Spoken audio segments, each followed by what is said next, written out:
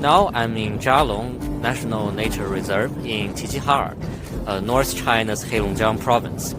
Here, a lot of captive release red-crowned cranes are receiving their rewilding training.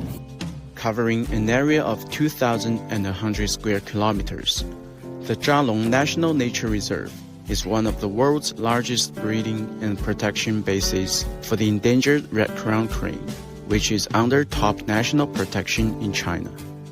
丹顶鹤对这个繁殖地要求非常苛刻，也是非常敏感。它需要这个槽区呢，一个槽呢是要1.5平方公里，这个尺度是很大的。它呢这个地方呢要求得非常平坦，这是它呢还得需要有那隐身的，因为你人你不能看到它，还有天敌，看到它都不在这受潮。这里就常年有积水在覆盖，所以它呢这样的就这样的一个区域呢，扎龙恰恰是为了丹顶鹤提供了非常好的这个繁殖的这个天堂。The reserve has been exploring ways to train the captive bred cranes for release into the wild in a bid to raise the crane population with a healthy genetic pedigree.